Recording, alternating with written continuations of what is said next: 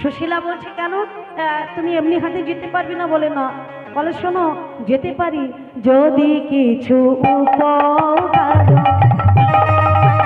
সুশীলা তুমি করো